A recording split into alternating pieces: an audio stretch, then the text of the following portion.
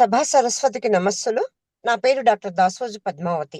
నవల రాద్దాం రండి కార్యక్రమంలో భాగంగా ఈరోజు మనం మరో ప్రముఖ రచయిత, కవి, జ్యోతిష్ శాస్త్ర పండితులు శ్రీ వేదాంతం శ్రీపతి శర్మ గారి ప్రసంగం వినబోతున్నాం. గత 10 వారాలుగా ప్రముఖ రచయితల రచనానుభవాలు, వారు ఎదుర్కొన్న సమస్యలు, వారు సాధించిన విజయాలు తెలుసుకుంటూనే ఉన్నాం. కార్యక్రమంలో ముందుగా శ్రీ మేకా రవీంద్ర గారు అధ్యక్షోపన్యాసం చేయవలసిందిగా ఆహ్వానిస్తున్నాం సార్. స్వాగతం. నేటి ముఖ్య అతిథి వేదాంతం శ్రీపతి శర్మ గారికి స్వాగతం. అలాగే ఈ కార్యక్రమాన్ని ముందుండి నడుపుతున్న కస్తూరి మురళకృష్ణ గారికి కూడా స్వాగతం తెలుపుతూ, మిగతా రచయిత్రులకు అందరికీ స్వాగతం తెలుపుతూ, ఈ నవల రాద్దాం రండి అనే కార్యక్రమాన్ని ప్రారంభించి 3 నెలలైంది. దసరాకు ప్రారంభించుకున్నాం. దసరా నుంచి నిరాకంటకంగా ప్రతి వారం ఈ కార్యక్రమం ఏదో విధంగా ఉత్సాహపూరితంగా జరుపుకుంటున్నాం. అయితే దీని ముఖ్య ఉద్దేశం ఏమిటంటే, కొత్త తరంలో నవల రచయిత అన్నది మరుగున పడిపోతున్నది. నా కొత్త తరంలో నవల రచయిత అన్నది పుట్టుకు రావడం లేదు, చాలా తక్కువ.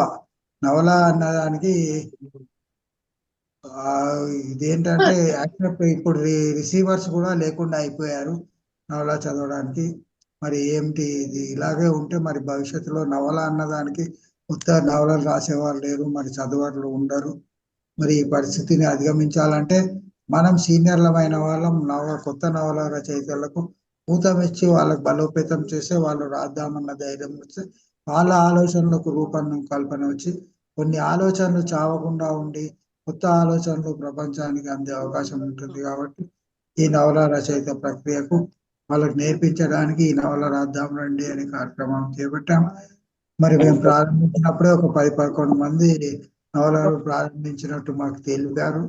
మాకు మురళీకృష్ణ గారు ముందుకు వచ్చి మరి కొత్త రచయితల్ని మాకు పరిచయం చేస్తున్నారు. ఎందుకంటే మేము కొంచెం చిన్నపిల్లలం, అసలు ఈ విషయంలో మాకు తెలియదు కానీ ధైర్యంగా ప్రారంభించినాం ఈ కార్యక్రమాన్ని. ప్రారంభించినందుకు మురళీకృష్ణ గారు మంచి బలం ఇచ్చి మాకు అందరి ఇది కూడా తన ప్రోగ్రామ్ లాగా స్వీకరించి మాలో ఒకడైపోయి ఈ కార్యక్రమాన్ని ముందుకు నడిపే కార్యక్రమం చేస్తున్నాం. అందుకు ప్రత్యేక ధన్యవాదాలు మురళీకృష్ణ గారికి. నేడు వచ్చిన వేదాంతం శ్రీపతి శర్మ గారి గురించి దాసోజు పద్మావతి గారు పరిచయం చేస్తారు.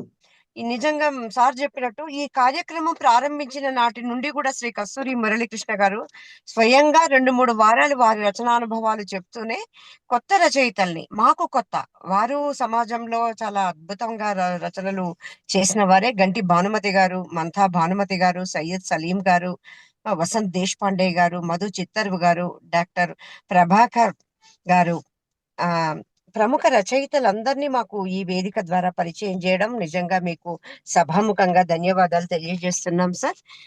ముఖ్యంగా ఈనాటి ప్రధాన వక్త, ప్రముఖ రచయిత వేదాంతం శ్రీపతి గారి గురించి చిరు పరిచయం. వారి గురించి మన తెలుగు వారందరికీ సుపరిచితమే. శర్మ గారు తెలుగు, హిందీ, ఆంగ్ల భాషల్లో అనేక రచనలు చేశారు. తెలుగులో నవ్య, ఆంధ్రభూమి, స్వాతి, చిత్ర, సంచిక, మనది అంతర్జాల పత్రిక, వార మాస పత్రికల్లో కథలు, నవలలు వెలువడ్డాయి. జ్యోతిర్మయి, ఈ గాలి, ఈ నేల, మధుర గీతం నవలలు విశేష ప్రాచుర్యాన్ని పొందాయి. ఇటీవల వీరి రచన వ్యాస భారతంలో అసలు కర్ణుడు అనే పుస్తకం వెలువడింది. గత 35 సంవత్సరాలుగా జ్యోతిష్ శాస్త్రంలో ఎందరికో మార్గదర్శనం చేస్తున్నారు. సాక్షి దినపత్రికలో చాలా కాలం పురాణం క్విజ్ నిర్వహించారు. ఆరోగ్య భాగ్య చక్రం అనే పుస్తకాన్ని రచించారు. మ్యూజిక్ థెరపీ, సంగీతం ద్వారా ధ్వని ధన్వంతరి పేరుతో అనారోగ్యానికి రాగాలతో చికిత్స చేయవచ్చు అని నిరూపిస్తున్నారు. ఈ రోజు శ్రీపతి శర్మ గారు నవలా రచనకు సంబంధించి వారి స్వీయ అనుభవాలను మనకు నవలా రచనలో మెలకువలు అందిస్తారు. వారికి సాదరాహ్వానం సార్. సభాముఖంగా నమస్కారాలు. శర్మ గారు ఆరంభించే ముందు నేను ఒక్క విషయం చెప్తాను శర్మ గారి గురించి. అలాగే సార్. వారి రచనా శైలి అనితర సాధ్యం. ఎందుకంటే అనేక నిగూఢమైన విషయాలని చిన్న చిన్న వాక్యాల్లో చెప్తారు. వారు ఎంచుకునే టాపిక్స్ కానీ, వారు ఆ రచనని తీర్చిదిద్దే విధానం కానీ చాలా అద్భుతంగా ఉంటుంది. కాబట్టి శ్రీపతి శర్మ గారు నవలా రచన గురించి, వారు రచన చేసే పద్ధతుల గురించి చెప్పే విషయాల్ని జాగ్రత్తగా వినండి. ఆయన ఉపన్యాసం అయిన తర్వాత ఏమన్నా సందేహాలు ఉంటే ఆయన్ని అడిగి తీర్చుకోవచ్చు. Thank you both of you for your kind words. చాలా కాలం క్రితం ఒక మినిస్టర్ గారు ఉండేవారట. ఆయన దేశం వదిలి బయటకు వెళ్ళేటప్పుడు ఏరో ఎయిర్పోర్ట్లో సెక్రటరీకి చెప్పేవాట, నా గురించి ఎవరు ఏం చెప్పినా వెంటనే ఖండించేసేయమని. ఎందుకంటే ఆయన భయం ఏంటంటే ఏదో ఒకటి చెప్తారని. కానీ ఆయన వెళ్ళిపోయాక ఏమైందంటే ఆయన స్టార్ట్ చేసిన ప్రాజెక్ట్ ఒకటి, ఇంజనీరింగ్ ప్రాజెక్ట్ సక్సెస్ అవ్వడం వల్ల పేపర్లో చాలా ఆయన చేశారు ఇది అని పాపం పొగిడాట ఆయన. ఆ సెక్రటరీ గారు అలవాటుగా దాన్ని ఖండించేశాడు. ఇది ఆయన చేసింది కాదు అని. వెంటనే ఆయన రిటర్న్ వచ్చాక ప్రెస్ వాళ్ళు అడిగారు, సార్ ఇంత మంచి ప్రాజెక్ట్ మీకు అట్రిబ్యూట్ చేస్తే మీరు ఎందుకు ఖండించేశారు ఇలాగా అంటే, లేదండి నేను కాదు, ఆ ఇంజనీర్లు వాళ్ళంతా ప్లాన్ చేసి డిజైన్ చేసి చేశారని ఏదో మొత్తానికి ఆయన సర్దుకున్నాడు. అలాగే నా గురించి చెప్పినవన్నీ కూడా ఖండించవలసిన అవసరం ఉంది. I'm like any other reader rather than writer. బేసిక్గా ఏంటంటే ఒక ప్రశ్న, మీరు ఆలోచనని కాగితం మీద పెట్టేటప్పుడు ఆ కోర్స్ ఎలాంటిది అంటే, ఒక 9 month obstetrics లాగా ఒక మహిళ ఒక తల్లి కాబోయే ముందర ఆ 9 month ప్రసవ వేదన డెలివరీ టైంలో ఎలా పడుతుందో ఆ కోర్స్ ఎలాంటిది, ఒక క్రియేటివ్ ప్రాసెస్. ఇన్ఫాక్ట్ శిశు జననం కూడా క్రియేషనే. ఈ క్రియేటివ్ ప్రాసెస్ మైండ్లో ఎలా మనిషికి అనుభవంలోకి వస్తుంది, ఒక రచయితకి కానీ, ఒక కవయిత్రికి కానీ, ఒక రచయిత్రికి కానీ. ఇన్ఫాక్ట్ ఒక్కోసారి మామూలు ఫిక్షన్ రాసేటప్పుడు కూడా, ఒక వ్యాసం రాస్తున్నా కూడా క్రియేటివ్ ప్రాసెస్ని అవగాహన చేసుకుని దాన్ని ఒక రూట్లో పెట్టడం అన్నది చాలా పెద్ద ఎక్సర్సైజ్, థ్రిల్లింగ్ ఎక్స్పీరియన్స్. నా అలవాటు ఏమిటంటే బేసిక్గా నేను ఒకటి పట్టుకున్న ఒక ఆలోచన ఒకసారి వచ్చింది అంటే దానిని వెంటనే నేను కాగితం మీద పెట్టను, దానిని కొన్నాళ్ళు వదిలేస్తాను మైండ్లో. ఎందుకంటే I don't know why it happens. దానికి సంబంధించిన సరళి ఒక ప్యాటర్న్ మెల్లగా జాయిన్ అయిపోతూ వస్తుంది. ఇంకోటి కనిపిస్తుంటుంది, ఇంకోటి కనిపిస్తుంటుంది, అది అలా అలా అలా అది ఒక కోడిగుడ్డుని పొదిగినట్టు అది అలా వచ్చి ఫైనల్గా ఎప్పుడైతే రాయడానికి కూర్చుంటానో విత్ ఇన్ నో టైం అది మొత్తం వితౌట్ ఎ బ్రేక్ అయిపోతుంది. బట్ నవల దగ్గరికి వచ్చేసరికి క్యాన్వాస్ పెద్దదవుతుంది. మీరు ఈ క్యాన్వాస్ పెద్ద చేసినప్పుడు ఫర్ ఎగ్జాంపుల్ ఒకానొక కాలంలో మీరు చాలా పెద్ద నవల ఇంగ్లీష్లో కానీ, ఫ్రెంచ్లో కానీ, జర్మన్లో కానీ చదివినా, రష్యన్లో కానీ వెరీ హ్యూజ్ వాల్యూమ్స్ ఉంటాయి వాటిల్లో. ఎక్కువగా మీరు ఏం చూస్తారు అంటే ఆ కల్చరల్ మిలియూని ఎస్టాబ్లిష్ చేసేందుకు ఒక 100 పేజీలు స్పెండ్ చేసిన రైటర్స్ ఉంటారు. అలా కాకుండా సటిల్టీలోకి వెళ్ళి దానిని ప్రజెంట్ చేయడం అన్నది it mostly started with a concept known as neo-realism, which actually started in Italy. దాని నుంచే దాని ప్రభావం సినిమా మీద కూడా ఎక్కువ పడింది మనకి 1931 నుంచి. బేసిక్గా షార్ట్ స్టోరీ రైటింగు దాని యొక్క ఎక్స్పాన్షన్ నవల అని కాకుండా నవల రచన అనేది ఒక సెపరేట్ ఆర్ట్ కింద చాలా కాలం చెలామణైంది. Those who have studied literature, మనకి చాలా కాలం క్రితం వారపత్రికల్లో పెద్ద కథ అని ఒకటి ఉండేది. షార్ట్ స్టోరీ కథలు ఉంటూ ఒక పెద్ద కథ, కొన్ని సీరియల్స్ కూడా వచ్చేవి. ఏమిటి పెద్ద కథ, ఎందుకు అలా చూస్ చేయాల్సి వచ్చింది అంటే ఒకానొక ఆలోచనని అన్ని పేజీల్లో చెప్పకపోతే కష్టం అవుతుంది అన్న ఆలోచన రచయితకి, అక్కడ ఎడిటర్కి సమన్వయం కుదిరిన తర్వాత దానిని పెద్ద కథగా స్వీకరించిన సందర్భం. వెదర్ దానిని షార్ట్ స్టోరీ చేయలేరా లేక నవలని చేయలేరా అన్నది డిఫరెంట్ ఇష్యూ. సైజ్ దగ్గరకు వచ్చేసరికి కేవలం ఒక ఆలోచనని రేకెత్తించే ఒక సందర్భం ఉంటే, మీరు ఏదైనా చెప్పదలుచుకున్నప్పుడు ఫస్ట్ క్వశ్చన్ ఈజ్, నా ఉద్దేశంలో మీరు చెప్పేది చదివే వాడి మైండ్లో ఫస్ట్ ఒక ఆలోచనని రేకెత్తిస్తుందా లేదా? First question. లేదు, better not to write anything. ఆలోచన వస్తుంది, జనరేట్ అవుతుంది.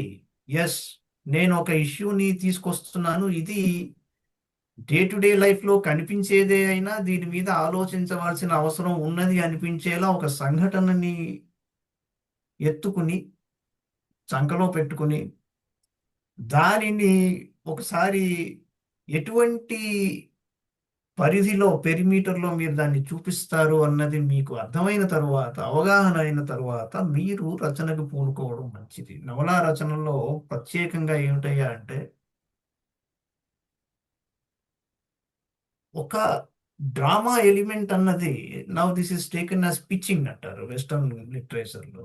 Wear you pitch the drama, మీ డ్రామా కంటెంట్ని మీరు ఎక్కడ అడ్జస్ట్ చేస్తారు.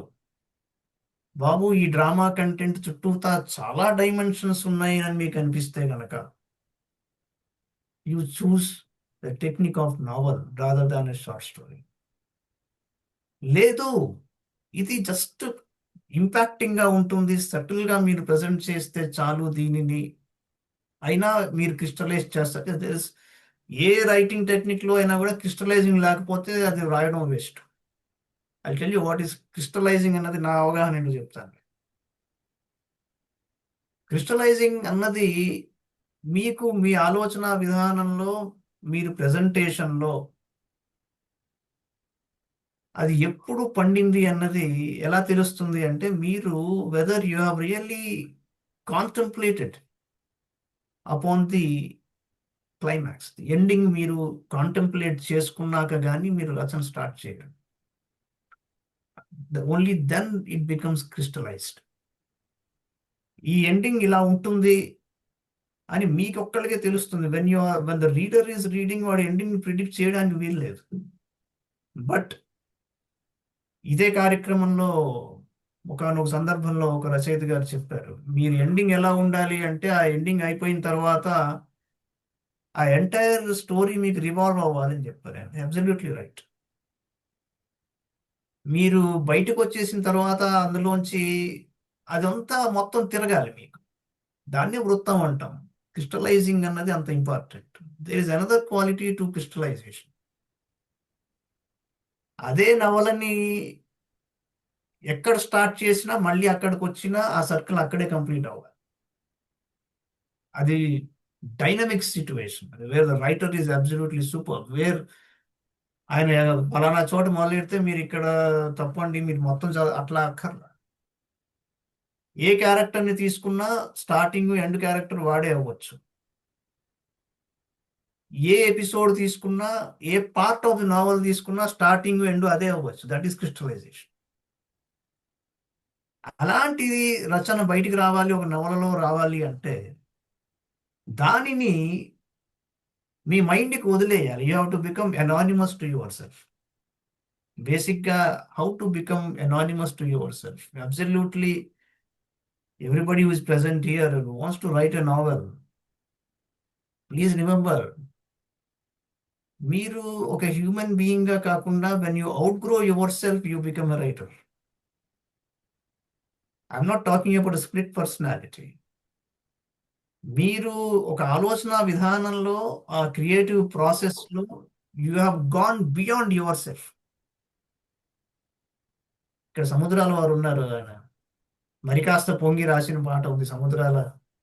ఆ పాట అదేంటి, అందమే ఆనందం, ఆనందమే జీవితం అకరందం అని.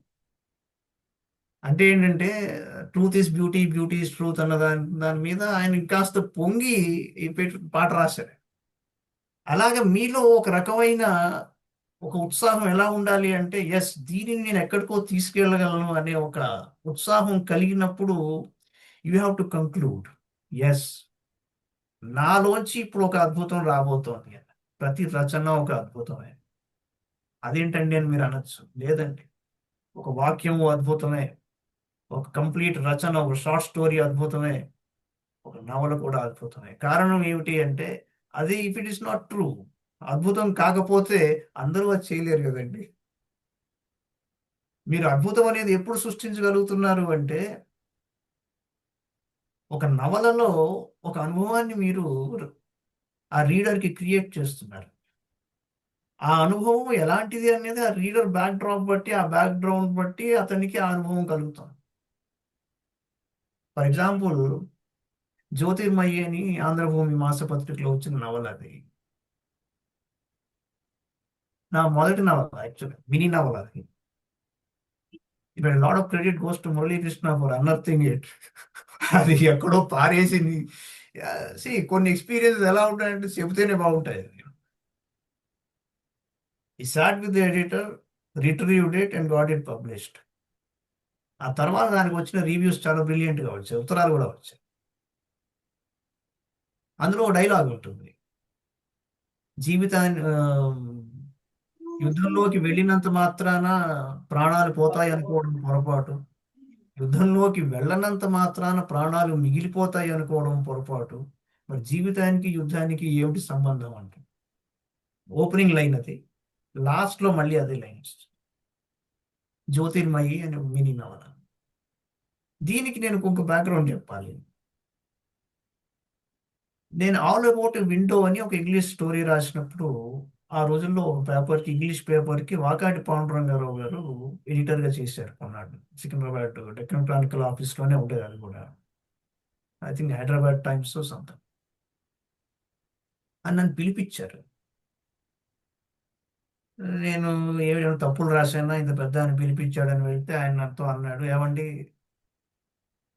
నవ్విస్తూ కవ్విస్తూ చివరికి ఒక స్టార్ట్లింగ్గా ఒక బాధని అందించే ఒక టెక్నిక్లో నేను జీవితాంతం రాయాలనుకుని ట్రై చేశాను, నా వల్ల కాలేదు, మీ వల్ల అయ్యింది, అందుకని అభినందించేందుకు పిలిచాను అన్నారు. ఇంత మాట అంటున్నారు ఈయన అనుకున్నాను. అప్పుడు నాకు అర్థం కాల. తర్వాత ఆయన ఒక అడ్వైజ్ ఇచ్చారు.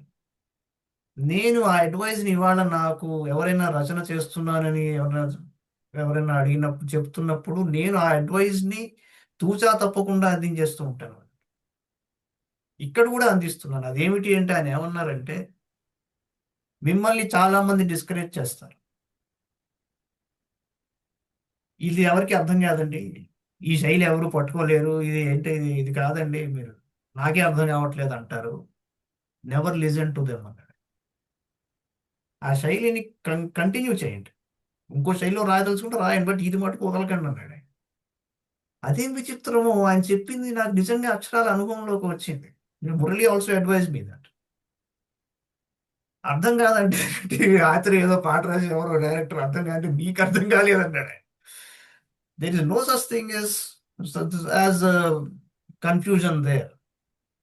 నేను బోయగూడ ప్లాట్ఫామ్ నుంచి ఒకసారి ఇప్పుడు 10th ప్లాట్ఫామ్ మీద దిగుతూ వస్తుంటే ఆ ప్లాట్ఫామ్ మీద ఆ మెట్ల మీద ఇద్దరు కుర్రాళ్ళు కూర్చుని ఇదే 'జ్యోతిర్మయి' నవలని వాడు మరి చాలా కాలం తర్వాత అది, అందులో ఈ డైలాగులను ఒకటి చెబుతూ దానికి అర్థం చెప్తున్నాడు పక్కన ఇంటర్మీడియట్ కుర్రాళ్ళకి. ఇలా అర్థమైంది వాళ్ళకి. ద పాయింట్ ఈస్, ఒక శైలి, ఒక స్టైలు మీరు ఏర్పరచుకున్నారు అంటే అది మీకు ఒక్క రోజులో వచ్చింది కాదు. మీలోంచి అది ఒక డార్మెంట్ వల్కనో ఒకసారి నిద్ర లేచినప్పుడు ఎలాంటి ప్రొఫ్యూజ్ ఎలిమెంట్స్ బయటకు వస్తాయో అది మీకు ఎక్కడి నుంచో వచ్చి బయటికి వచ్చింది. అది బయటికి, దానిని మీరు విస్మరించకూడదు. రెండు కారణాలు ఉన్నాయి మీ శైలిని వదలకుండా రాయడం కోసం. రెండు కారణాలు ఉన్నాయి. మొదటిది ఏమిటి అంటే, you are more than your self when your writing. Believe that strongly. ఎంతమంది కాదన్నా నువ్వు పీకుడు నువ్వు గ్రే అంతే, అది పీకుడు అవ్వచ్చు, ఏదన్నా అవ్వచ్చు, పాకుడు అవ్వచ్చు. ఎలా వచ్చిన చిక్కు ఏంటంటే, you have to believe strongly in that, you have to be confident about it. Number 2, రచన అనేది మీరు ఏదో డెస్క్లో పెట్టుకుని టేబుల్ని చదవమని చెప్పేది కాదు. అది 10 మంది చదవాలి అది. కాబట్టి 10 మంది దగ్గర ఎటువంటి రియాక్షన్స్ వస్తాయి, వాళ్ళు ఎలా దానిని అనుభవంలోకి తీసుకువెళ్తారు అన్న ఆలోచన మీకు ఉండాలి. మీరు బాలమురళి గారి కచేరీలో ఆయన స్టార్టింగ్ మామూలు ఏదో వర్ణంతో తీసుకువెళ్ళి మధ్యలో ఒకటి రెండు అందరికీ తెలిసినవి పాడి ఒక పంచరత్న కృతి పాడేసి ఆయన ఓన్ కంపోజిషన్ లోకి వెళ్ళిపోతాడు. చాలా హైట్కి వెళ్ళిపోతాడు ఎక్కడికో. ఆ తర్వాత మళ్ళీ ఒక తిల్లానా లాంటిది పెట్టి ఓ రామదాస్ కీర్తనో అన్నమయ్య కృతో తర్వాత జయదేవ అష్టపదో పాడేసి లాస్ట్కి మంగళం అంటాడు. ఒకసారి అడిగారు ఆయన్ని, అదేంటండి ఏంటి ఈ పర్టికులర్ సరళిలో ఏదన్నా, ఆయన ఎప్పుడు ఇంట్లో ప్రిపేర్ అయ్యాడు, డైరెక్ట్గా అక్కడే చేస్తాడు. అది దీంట్లో ఏదైనా మర్మం ఉందా అంటే చాలా బాగా చెప్పారు ఆయన. ఆయన ఏమన్నారంటే, ఏమండి సంగీతం అన్నది ఇమ్మీడియట్గా అట్రాక్టివ్గా ఉండాలి. మీరు శృతి స్టార్ట్ చేసిన పాయింట్ దగ్గర నుంచి ఇట్ హ్యాస్ టు ఎంటర్టైన్. నేను గంట సేపు మీరు విన్నాక అప్పుడు ఎంటర్టైన్ చేస్తాను అనేది లేదు. సంగీతం it is a performing art. సాహిత్యం ఏంటంటే అది స్లోగా బిల్డ్ అవుతుంది, స్లోగా బిల్డ్ అయ్యి బాగా కనపడుతుంది. కానీ ఇవాళ ఉన్న మార్పు ఏమిటంటే because of these social media problems. Sharmaji ఒక్క నిమిషం. శర్మజీ, వర్ష గారు మీరు మ్యూట్ చేసుకోవాలి. వర్ష ఓకే సార్, గారు ఓకే సార్. సో బేసిక్ ఏంటంటే you have to start with something which is attractive and which makes the reader think about. But ఆయన కూడా అడిగారు, ఏమంటే ప్రతి దాంట్లో మీ కాంపోజిషన్ ఎందుకు ఉంటుంది అని అంటే కారణం ఏంటంటే సంగీతం అభ్యాసం చేసేవారు కేవలం దాన్ని ఆస్వాదించేవారే కాకుండా సంగీతంలో ఎన్నో ప్రయోగాలు చేస్తూ ఇంకా నిష్ణాతులైన వాళ్ళు కూడా ఉంటారు 10 మంది ఆడియన్స్లో. వాళ్ళు దీనిని ఒకసారి విని ఆహా ఇది ఇలా వెళ్ళొచ్చా అలా వెళ్ళొచ్చా అనుకునే అవకాశం కోసం నేను అది కూడా చేస్తాను. అంటే he is satisfying everybody, but again he is not playing to the gallery. This the bottom line. మీరు ఇంటలెక్చువల్ కెపాసిటీ ఆఫ్ ది థింకర్కి మీరు అపీలింగ్గా ఏదైతే రాస్తున్నారో అది మీకు నిజంగా థ్రిల్ ఇస్తుంది. అలా అని don't forget the common reader. ఎక్కడ అంటే when you are building the subject, సంవాదం ద్వారా కానీ లేకపోతే ఏదైనా ఒక సిచ్యువేషన్ని ఒక క్యారెక్టర్ని ఎస్టాబ్లిష్ చేసేందుకు మీరు ఒక రకమైన పెక్యులారిటీని ఎస్టాబ్లిష్ చేసేటప్పుడు నాటకీయతని మీరు ఎప్పుడైతే వాడుకుంటున్నారో అక్కడ కామన్ మ్యాన్ని దృష్టిలో పెట్టుకోవడం చాలా అవసరం. బట్ ప్రొఫండిటీ అనేది కరెక్ట్ కాదు. నవలలో unless you are writing historical treatise, for example సంచికలో నాది పూచే పూలలోన అని ఈ మధ్యన సీరియల్ కంక్లూడ్ అయింది. గోవా యొక్క చరిత్రను తీసుకుని నేను కొన్ని చాలా నిగూఢమైన వాటిని బయటికి తీసి దాంట్లో కొంత స్టడీ చేసి ఆ ప్లేస్కి వెళ్ళి కూడా కొన్ని నోట్ చేసుకుని దానిని ప్రజెంట్ చేస్తూ అది కొంత హిస్టారిక్. అది ఒకప్పటి కదంబరాజుల వ్యవహారం అంతా కూడా ఎలా భిన్నమైంది, ఆ తర్వాత గోవా అనేది ఇవాళ ఎలా ఉంది పరిస్థితి, ఇవాళ ఎందుకు మైగ్రేట్ అయిపోయారు, గోవా నుంచి చాలా మంది మైగ్రేట్ అయిపోయారు. దాన్ని ఎందుకు గోవా అనగానే ఒక విచిత్రమైన ధోరణిలో చూస్తాం మనం. అసలు అది కాదు చరిత్ర ఇది అని చెప్పేటప్పుడు బ్యాక్ డ్రాప్ లో ఒక మూవీ డైరెక్టర్ని హీరోని తీసుకుని ఈ సీరియల్ రాశాను. ఇలాంటప్పుడు ఏంటంటే you have to B authentic but you don't have to B profound in it. The problem, there is a thin line between being authentic and being profound. మీరు సపోజింగ్ ఒక తాళపత్రమే చూశారు, లేదా మీ దగ్గర ఒక కొన్ని ఇన్స్క్రిప్షన్ కొన్ని హిస్టారికల్ బుక్స్ మీ దగ్గర ఉన్నాయి, కంపారిటివ్గా చదివారు. దాని రెఫరెన్స్ డైరెక్ట్గా మీరు పుస్తకంలో ఇచ్చేసి ఇది నా నవల అనడం కరెక్ట్గా. దాని బ్యాక్ డ్రాప్లో దాన్ని వెనకాలకి తీసుకెళ్లి నేపథ్యంలోకి ఒక కర్టన్ వేసి దాని ముందర మీరు డ్రామా నడపాలి. అది చారిత్రాత్మకమైన నవల అవుతుంది. ఫర్ ఎగ్జాంపుల్ హిందీలో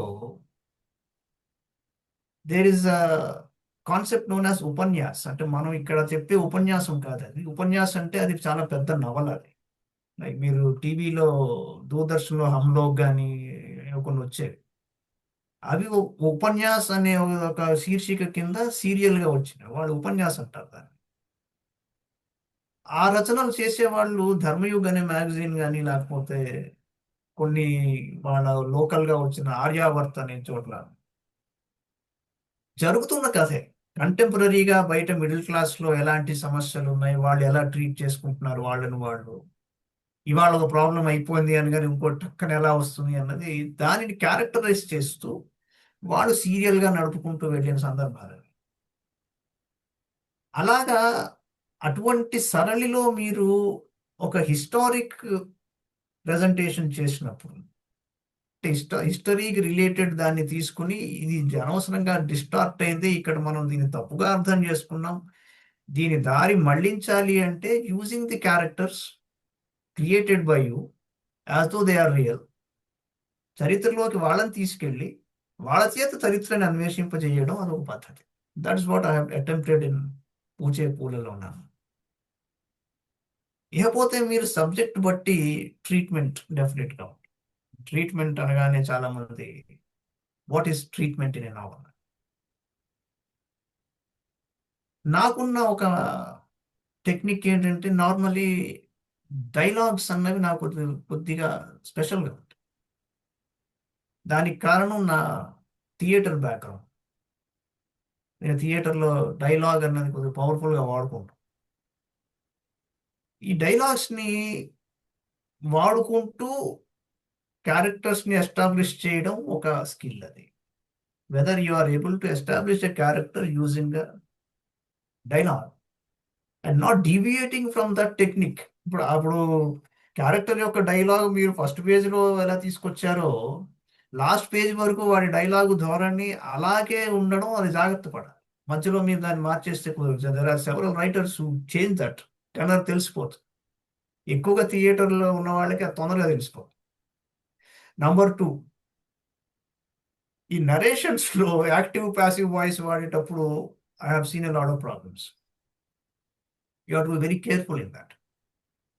కథని నరేట్ చేస్తున్నప్పుడు ఏ రూట్లో వెళ్తున్నాడు, వీడి ఫీలే చెప్తున్నాడా లేదా అవతల పక్క వాడు ఫీల్ అవ్వాలని చెప్తున్నాడా అన్నది దృష్టిలో పెట్టుకోవడం చాలా అవసరం. మధుగీతం నవలలో నరేట్ చేసుకుంటూ వెళ్తాడు వాడు. లాస్ట్కి ఆఖరికి వాడికి వచ్చే ఫ్లాష్ బ్యాక్ స్టార్టింగ్లో ట్రైన్లో కూర్చుని ప్రయాణం చేస్తుంటే వాడు మొత్తం జరిగిందంతా గుర్తు తెచ్చుకుని లాస్ట్కి ఆ నవలని నీళ్ళలో పడేస్తాడు. This has no place in today's society అని. బట్ కథ అయిపోతుంది. బట్ అది ఆ క్రిస్టలైజేషన్లో లాస్ట్లో ఒక రీడింగ్లో చదివినా ఆ రీడర్కి అది మొత్తం తిరగాలి.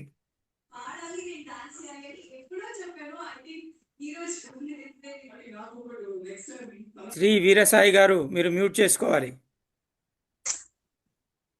నా పేరు ఎందుకు వచ్చింది? వీరసాయి గారు మ్యూట్ చేసుకోవాలి. Actually, host will have an option to mute all. You'll have an option to mute all. And then కింద ఇంకోటి అడుగుతుంది వెదర్ యూ వాళ్ళకి అవసరమైనప్పుడు వాడిని అన్మ్యూట్ చేయొచ్చు అనుకుని ఆప్షన్ ఇవ్వచ్చు మీరు. So that can be done. So now it is mute all. I think even I am muted. No? మీరు మాట్లాడచ్చు, మీది వినిపిస్తోంది. ఠీక్ హై. విజయ్ గారు, ప్రసన్న గారు మ్యూట్ చేసుకోవాలి.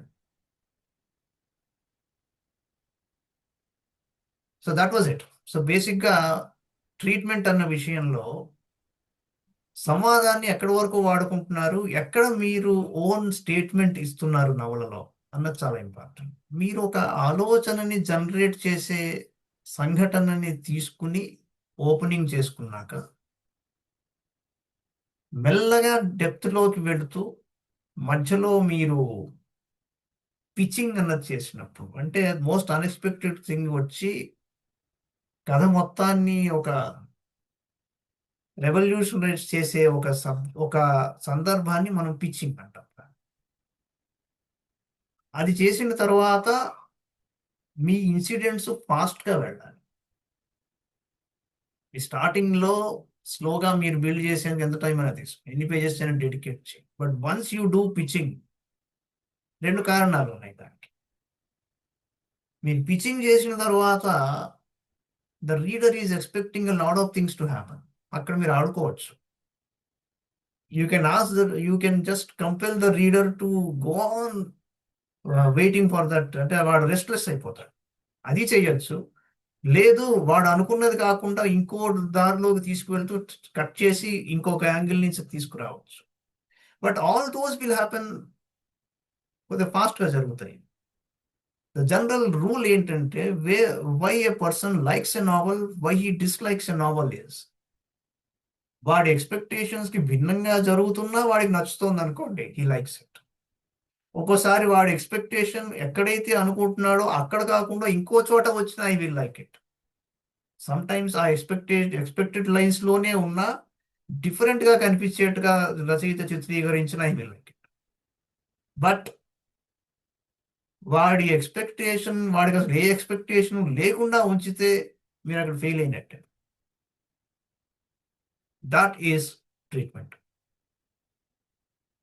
తర్వాత ఏంటంటే నార్మలీ ఎవరన్నా ఏమంటే అసలు హౌ టు జనరేట్ ఐడియాస్ అని అనిపిస్తే, మీకు ఆలోచన రగిలించే విషయం మీకు పుస్తకాల్లో దొరుకుతుంది. అంతేకాదు, when you read unwritten books, మురళికి నాకు ఎప్పుడు గొడవ అవుతుంది అన్రిటన్ బుక్స్ మీద. వాట్ ఎగ్జాక్ట్ ఈజ్ అన్రిటన్ బుక్ అంటే, మీరు పుస్తకాలు ఏం చదువుతారు అనేది చాలా ఇంపార్టెంట్. అసలు చదువుతారా చదవరా? The better idea is either మీ ఇష్టం, మీ కన్వీనియన్స్ ప్రకారం మార్నింగు, బెడ్ టైము, ఒక క్లాసిక్ కానీ ఒక లేటెస్ట్. క్లాసిక్ అంటే వేర్ వాల్మీకి రామాయణం నుంచి తీసుకుని ఇంకా ఎటువంటి గొప్ప గ్రంథం అయినా, not those interpolated silly things. ఉక్కిడి పురాణాలు దయచేసి చదవకండి, నా అడ్వైస్. మీ మైండ్ పాడవుతుంది కానీ మీకు లభించేది ఏమీ లేదు. శాస్త్రాలు ఇవన్నీ కాదు, క్లాసిక్ వాల్మీకి రామాయణం కానీ, భారతం కానీ, భాగవతం కానీ, గొప్ప గొప్ప నాటకాలు ఉన్నాయి సంస్కృతంలో, అవి కానీ, తెలుగులో వచ్చిన గొప్ప గ్రంథాలు, గొప్ప గొప్ప రచయితలు మన వాళ్ళు, వీటిల్లో ఒక క్లాసిక్ మార్నింగ్ కానీ నైట్ కానీ మీ ఇష్టం ప్రకారం, ఒక latest popular and substantial work, అది మీరు పెట్టుకుంటే. ఈ 2 ఎందుకు చెప్తున్నానంటే, నేను మన ఎలక్ట్రిసిటీ పాస్ అయ్యేందుకు సర్క్యూట్ లాగా ఏర్పడాలి. ఈ రెండిట్లో ఏది తప్పినా షార్ట్ సర్క్యూట్ అవుతుంది, షాక్ వస్తుంది. Just hold it a minute.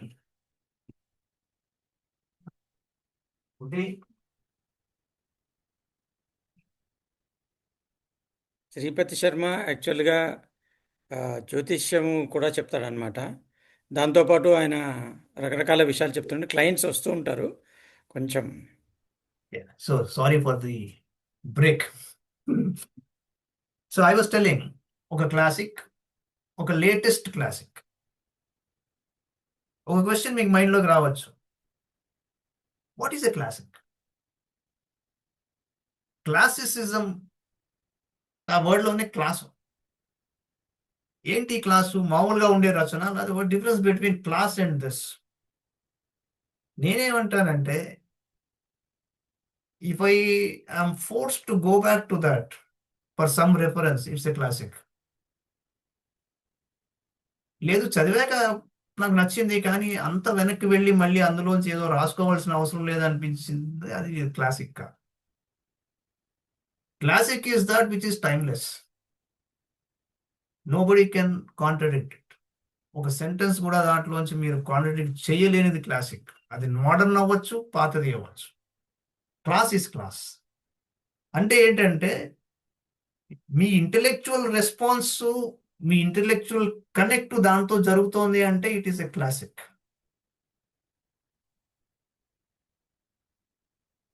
అరణ్యకాండలోకి వెళ్లే ముందర వాల్మీకి ఒక మాట అంటాడు లాస్ట్లో,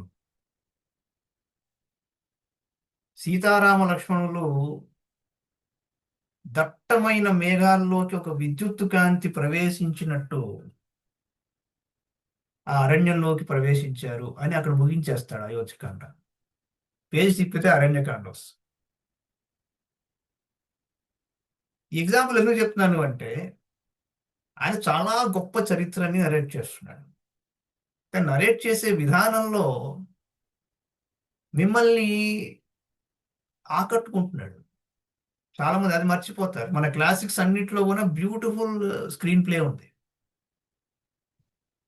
ఫర్ ఎగ్జాంపుల్, ఎందుకు క్లాసిక్స్ చదవమంటున్నానంటే, నేను నవలా రచనకి classics reading is mandatory, it is statutory.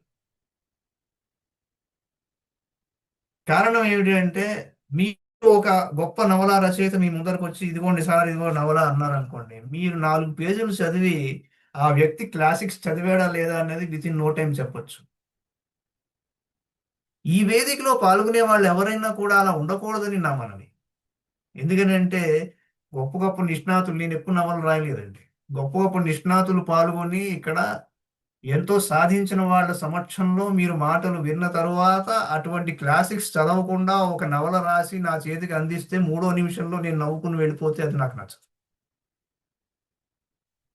ఎందుకు క్లాసిక్స్ చదవాలి అంటే, ఒక సంఘటనని వాళ్ళు చెబుతూ, ఇన్ఫాక్ట్ అంత పోయిటరీలో చెప్తున్నారు వాళ్ళు,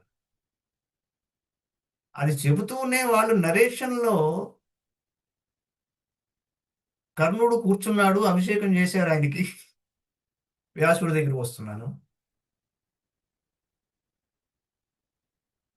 బ్రహ్మాండ. ఇప్పుడు ఎలా ఉందంటే, విలువిద్యా ప్రదర్శన అంతా జరిగింది, అర్జునుడు అన్యస్త్రాలు ప్రదర్శించాడు, జనాలు నిలబడి ఉన్నారు,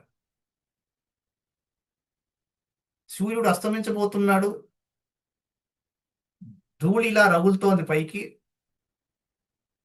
ఇంకా అయిపోతోందా కార్యక్రమం అనే టైంలో, నేను చెప్తున్నది కాదు, వ్యాసుడు యథార్థంగా చెప్తున్నారు, ఆ ధూళిలోంచి ఒక వెలిగిపోతున్న ఒక ఆకారం, తాటి చెట్టంత ఆకారం అన్నారు కర్ణుడిది, వస్తున్నాడు ఇలాగన్నాడు.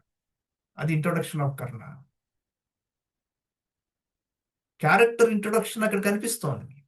ఎలా ఇంట్రొడ్యూస్ చేస్తున్నాడంటే, వచ్చాడు, వచ్చి అనుమతి తీసుకుని ద్రోణాచార్యుల వారి దగ్గర ఆ విద్యలన్నీ ప్రదర్శిస్తానన్నాడు, అర్జునుడు ప్రదర్శించినవన్నీ ప్రదర్శించాడు. ఒక్కసారి జనంలో డివైడ్ వచ్చేసింది, సగం మంది అర్జునుడి వైపు, సగం మంది కర్ణుడి వైపు వెళ్ళిపోయారు. దుర్యోధనుడు రెచ్చిపోయాడు, ఆ కథ అంతా మీకు తెలిసిందే, కూర్చోబెట్టి అభిషేకం చేసేశాడు. అతనికి అంగరాజ్యాభిషేకం జరుగుతున్న సమయంలో అదే క్రౌడ్లో ఈయనని పెంచి పెద్ద చేసిన వాడు ఉన్నాడు, ఒక గొంగళి కప్పుకొని. సీది డైకోటోమీ, ఆయన పెంచి పెద్ద చేసిన వాడికి రాజ్యాభిషేకం జరుగుతోంది అక్కడ, ఆయన అసలు ఉబ్బి తబ్బిబ్బైపోతున్నాడు. ఇక్కడేమో కులం మీద, నువ్వు ఎవరివి, నీ ఐడెంటిటీ మీద ఒక చర్చ సాగింది, భీముడు అవుతున్నాడు. ఆ క్షణంలో వాడు ఉరికేసి మీదకొచ్చేసి కర్ణుణ్ణి కౌగులించుకున్నాడు. కౌగులించుకున్నప్పుడు వ్యాసులు వారు అంటాడు, ఆ కర్ణుడు మీద పడి కౌగులించుకున్న ఆయన తండ్రిని కూడా కౌగులించుకుని ఒక్కసారి అస్తమిస్తున్న సూర్యుడి వైపు చూశాట. ఈ ఒక్క క్షణం ఈయన ఆపలేకపోయావా అన్నట్టు. ఎందుకని అంటే, ఆ తర్వాత భీముడు నవ్వాడు, నువ్వు ఇదా నీ స్టేటస్, నీకు ద్వంద్వ యుద్ధం అధికారం లేదు అని. ఎన్ని క్యారెక్టర్స్ ఎస్టాబ్లిష్ అయ్యాయండి ఇక్కడ, ఒక్కసారి ఆలోచించండి. నేనేమంటానంటే, మీరు ఎన్నో సినిమాలు వచ్చాయండి, ఎన్నో నవళ్ళు వచ్చాయి, కర్ణుడి మీద రాయని వాళ్ళు లేరు. ఇందాక మేడం గారు చెప్పారు, వ్యాస భారతంలో అసలు కర్ణుడు అని. అది నేను వ్యాస భారతంలో కర్ణుడి రెఫరెన్స్లు ఎక్కడెక్కడైతే ఉన్నాయో అవన్నీ తీసి ఉన్నది చెప్పి అక్కడ ట్రాన్స్లేషన్ పెట్టాను, కానీ నేను సొంతంగా ఏం రాయాలి అందులో. One of the best sellers from Amazon. కారణం ఏంటంటే, అటువంటి ఒక మూమెంట్ని నాకు తెలిసి యాజ్ ఇట్ ఈస్గా క్యాప్చర్ చేసి మీరు స్క్రీన్ మీద చూపించినా చాలా థ్రిల్లింగ్గా ఉంటుంది. చేయలేకపోయారండి. ఎందుకు చేయలేకపోయారు అంటే అసలు ఒరిజినల్గా వ్యాసుల వారు రాసిన దాని మీద గౌరవం లేదు. ఆ టెక్స్ట్లో ఉన్న మర్మం నీకు అర్థం అవ్వాలి అంటే you have to respect the person, the original writer. అందుకు క్లాసిక్స్ చదవాలి. అది చదివినప్పుడు సీతమ్మ వారు రావణాసురుడి చెరలో అలా వెళ్ళిపోతుంది పాపం. ఆవిడ ఆ ఆభరణాలు తీసి ఒక మూట కట్టి ఇలా పడేయగానే చివరికి వస్తుంది ఈ సీను. ఆ పర్టికులర్ దీంట్లో అక్కడ నలుగురు వానరులు కూర్చుని ఒక కొండ మీద మాట్లాడుకుంటుంటే వాళ్ళ చేతుల్లో వాళ్ళ మధ్యలో పడింది అని ఎండ్ చేస్తాడు వాల్మీకి. లీడ్ అంటారు. నవలా రచనలో కూడా ఆ థ్రిల్లింగ్ లీడ్ ఇవ్వడం చాలా అవసరం. ఇలాంటిది మీకు అదే రాయాలని కాదు, ఒకసారి మీరు అటువంటి నరేషన్ని చదివాక if you are a writer మీలోకి ఎన్నో ఇండ్యూస్ అవుతాయి, ఇంజెక్ట్ అవుతాయి. మీ మైండ్ ఎన్నో అటువంటి లీడ్స్ ఇస్తుంది. ఆ లీడ్ ఇచ్చిన తరువాత మీరు టేక్ ఆఫ్ అయ్యాక డైరెక్ట్గా ఏమి ఆయన సుగ్రీవుడు ఆంజనేయుడు గురించి చెప్పాలా, నెక్స్ట్ ఈ గోస్ టు అనదర్ ప్లేస్. అంటే you are making the reader hop from one stone to the other. అక్కడ అక్కడ అక్కడ గెంతించి గెంతించి చూవరి అరే తిప్పేసాడు రా మనల్ని, తల తిరిగిపోయింది అనిపించాలి. అది రచన అవుతుంది. That is crystallisation. So classics చదవాలి, లేటెస్ట్ చదవాలి. చిన్న ఎగ్జాంపుల్ చెప్తాను. విలియం డాల్రింపుల్ రాసిన పుస్తకంలో The Golden Road, originally published in the UK, best seller and very fine book. దీంట్లో ఆయన బౌద్ధం, వేదిక్ కల్చరు, ఇప్పుడు ఇండియా తీసుకుంటున్న గోల్డెన్ రోడ్డు, వాల్మీకి రామాయణంలో చెప్పిన సువర్ణ ద్వీపం యాక్చువల్లీ ఏమిటి, 6 ద్వీపాలు కలిసి ఉన్నవి చెప్పి తీసుకొచ్చాడు. మీరు దాంట్లో క్లాసిక్స్ చదువుతున్నప్పుడు మీరు ఎక్కడెక్కడైతే అండర్లైన్ చేసుకున్నారో అది ఎలాగో you will go back to that. But modern వాటిల్లో కూడా మీరు కొన్ని అండర్లైన్ చేసుకుని పుస్తకం అంతా అయిపోయాక అండర్లైన్ చేసుకునే ఆస్పెక్ట్స్ అన్ని పేజ్ నెంబర్తో జస్ట్ నోట్ చేసుకుని ఒక డైరీలో పెట్టుకున్నారనుకోండి. ఐఎమ్ నాట్ సజెస్టింగ్ ప్రతిసారి వెళ్ళి డైరీని రెఫర్ చేయండి, కాదు. ఒకసారి మీరు అక్కడ రాసేశారు అంటే మీ మైండ్లో తిరుగుతూ ఉంటుంది. ఎందుకని అంటే either there is a controversy involved or a great commentary involved. ఒక కాంట్రవర్సీ కానీ ఒక కామెంటరీ కానీ ఇన్వాల్వ్ అయిన చోట మీకు బంగారం పడుతుంది. చిన్న ఎగ్జాంపుల్ మీకు చెప్తాను, సందర్భం వచ్చింది కాబట్టి.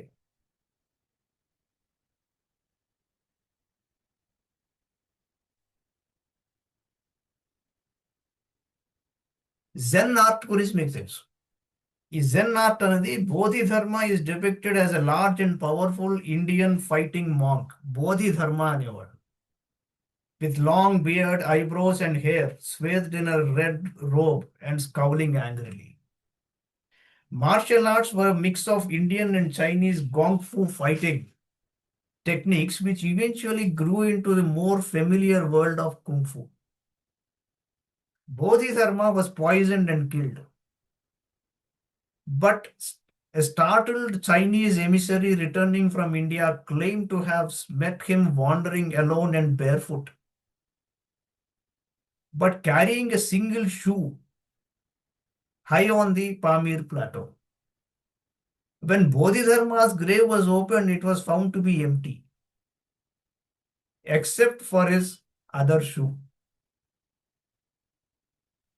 This sighting led to the widely held belief that Bodhidharma was immortal, that his death had been only a ruse, and that those who wished to learn Indian martial arts could instantly summon him through intense meditation.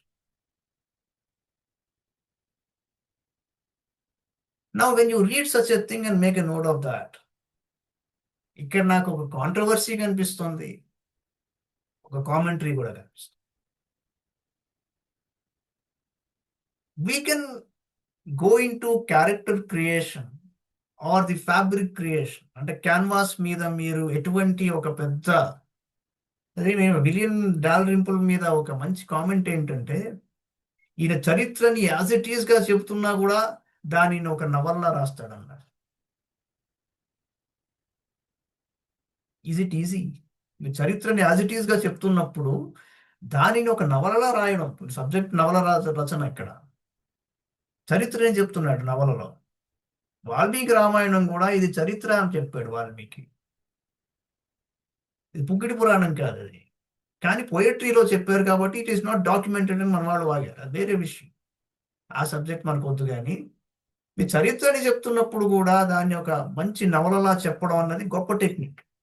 For example, కొంతమంది రాజు మన ఎవరు చారిత్రాత్మకమైనవి తీసుకుని కొంతమంది ప్రయోగాలు చేసి చాలా రాశారు.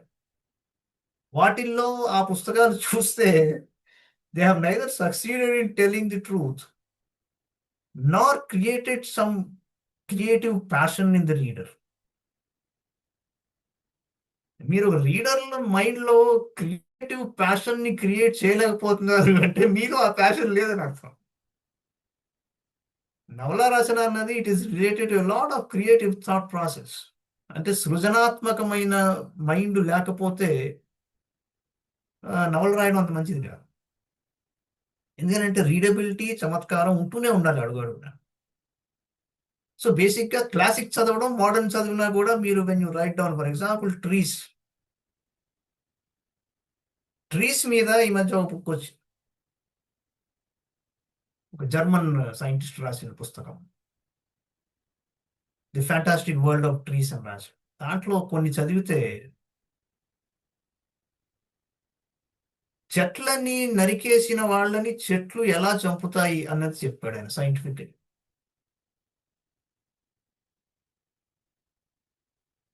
ఒక గ్రూప్ ఆఫ్ ట్రీస్ని ఎవడైనా నరికేసాడు అంటే ఆ రూట్స్ అన్నవి కొన్ని 5000 years పైన ఉంటాయి. ఈ ట్రీస్ యొక్క ఆయుు ప్రమాణం చాలా ఎక్కువ ఉంటుంది. ఆ ట్రీస్ తో కలిపి బ్రతికిన వాళ్ళ తరతరాలతో ఆ ట్రీస్ కి సంబంధం ఉంటుంది. ఆ ట్రీస్ కొందరు రూట్స్ సిగ్నల్స్ పంపిస్తాయి, రూట్స్ టిప్స్ లో ఉంటాయి. అవిట ఆ ఏరియాకి ఈ చంపిన వాళ్ళ తాలూకు వాళ్ళు ఎవరు వచ్చినా కూడా సిగ్నల్స్ పంపిస్తాయి. అండ్ కొంత దూరం, కొన్నిసార్లు ఎక్కువ సార్లు వాళ్ళ ఆ ఏరియాకి వచ్చినప్పుడు ఆ ట్రీస్ బ్రాంచెస్ బెండ్ అయిపోతాయి. అండ్ దేర్ ఆర్ ఇన్స్టెన్సెస్ ఈ ట్రీస్ ఎవ్వరికీ తెలియకుండా వాళ్ళని సమాధి చేసిన సందర్భాలు. వాన పడుతున్నప్పుడు పైనుంచి ఒక గొడుగులాగా ఓపెన్ అవుతాయి కొన్ని కొమ్మలు. అవి ఎనర్జీనే తీసుకోవట్లా, వాటర్ని కూడా తీసుకుంటుంది. చిన్న ఎగ్జాంపుల్, ట్రీస్ లో ఈ ట్రంక్ అన్నది, బార్క్ అన్నది అదొక మెమరీ చిప్ లాంటిది అని చెప్పి రాశాడు. ప్రతి చెట్టుకి ఉన్న ఆ BARC, it contains memory past 5000 years at least, it may be more. Supposing ఇటువంటి ఇన్ఫర్మేషన్ నుంచి మీరు ఒక ఫిక్షన్ క్రియేట్ చేస్తున్నారు అనుకోండి, ఆ బ్యాక్ డ్రాప్ ఎలా ఉండదు? థ్రిల్లింగ్గా ఉంటుంది. ఆ క్యాన్వాస్ లో మీరు అక్కడి నుంచి క్యారెక్టర్స్ ని క్రియేట్ చేసి ఒక సెంటెన్స్ తో ప్రారంభించి ఇదే ఇన్ఫర్మేషన్ ఇచ్చేసి చాలా దూరం వెళ్ళిపోవచ్చు. You can do wonders. అద్భుతం ఎలా క్రియేట్ చేయగలుగుతాం రా అంటే, అచ్చా మీరు క్లాసిక్ తీసుకుని తర్వాత ఒక మోడర్న్ తీసుకుని మీరు లేటెస్ట్ తీసుకుని చదువుతున్నారండి డైలీ, ఆ సర్క్యూట్ టర్న్ అవుతుంది, మీ మైండ్ ఊరుకోదు. ఈ మైండ్కి చాలా గొప్ప క్వాలిటీ ఉంటుంది. I'll tell you what that quality is. If you create those conditions for the mind, అది మీకు ఇచ్చే థాట్ ప్రాసెస్కి మీరే ఆశ్చర్యపోతారు. If you're not creating those conditions, it is your failure, utter failure. There is no excuse for not creating those conditions. ఏమిటి ఆ conditions అంటే simple అండి. Read unwritten books అంటే ఈ రెండు రిటర్న్ అండి. మార్నింగ్ నైట్ మీరు చదువుతున్న one classic and one latest, but may be sure అవి నిజంగా దే ఆర్ వర్త్. క్లాసిక్లో అసలు మీరు there is no question, but latest వాటిల్లో వెదర్ వాడు ఎంత గొప్ప రైటర్ అయినా, మీకు ఎంత పాపులారిటీ వచ్చేసినాయి, వాడు ఉన్న దిక్కుమాల సోషల్ మీడియా వల్ల they will go on giving you hits, అది కాదు. మీకు ఆ డిస్క్రిప్షన్ ఉండాలి. అది చదివి మీరు whether it is worth it or not. Go to a book exhibition or some place, you are unable to pick up the right book, you are a failure. రెండు అవ్వచ్చు. వ్యాఖ్యానాలు, చర్చలు జరిపేవి నవల రచయితకి అంత అంత పనికొచ్చేవి కావు. ఒక నవల రచయిత ఒక నవలని ఒక క్లాసిక్లోనూ చూడగలగాలి, ఒక లేటెస్ట్ బుక్లోనూ చూడగలగాలి. అది ఎప్పుడు జరుగుతుందంటే వెన్ యూఆర్ రీడింగ్ బోత్. ఈ సైమల్టేనియస్ గా రెండింటిని మీరు చదువుతున్నారా, అధ్యయనం చేస్తున్నారా? ఏంటి డిఫరెన్స్ అంటే, అధ్యయనం చేస్తున్నప్పుడు మీకు అందులో ఉన్న ఒక లైన్ ఒకవేళ మీకు మీ థాట్ ప్రాసెస్కి అది భిన్నంగా ఉన్నా, కాంట్రరీగా ఉన్నా కూడా మీరు నోట్ చేసుకోవాల్సిన అవసరం ఉంటుంది. కారణం ఏమిటి అంటే, పిచ్చింగ్ అన్న కాన్సెప్ట్ చెప్పాను. When you are pitching drama, ఒక డ్రామా అన్నది ఎక్కడ వస్తుంది అంటే ఒక రైట్ ఒక రాంగ్ మధ్యలో కాదు. It is between two rights according to their own back drop. వాడి విషయంలో వాడు కరెక్ట్, వీడి విషయంలో వీడు కరెక్ట్. ఇప్పుడు ఏం చేయాలి? ఆ ప్రాతిపదిక మీద మీరు కథను ముందర తీసుకెళ్ళాలి. నవల్లో ఒక రాంగ్ ఒక రైటు అది పెద్ద చందమామ కథ కాదు. మీరు ఒక థ్రిల్లింగ్ కాంటెస్ట్ ఒక రీడర్ మైండ్లోకి తీసుకురావాలి అంటే మీరు ప్రతిపాదించే థీరీలు రెండూ కూడా స్ట్రాంగ్గా ఉండాలి.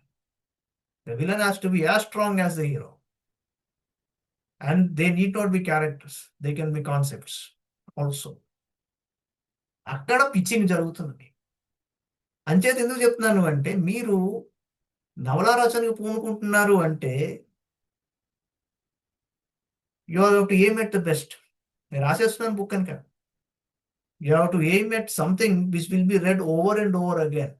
మీరు ఏ బుక్లోంచి అయితే అండర్లైన్ చేసుకుని డైరీలో పెట్టుకుని మీరు దాన్ని అలా పొదుగుతున్నారో, మిగతా రీడర్స్ కూడా మీ నవలని అలాగే చదివి అండర్లైన్ చేసుకుని పక్కన పెట్టుకోవాల్సిన అవసరం ఉండాలి. That is writing.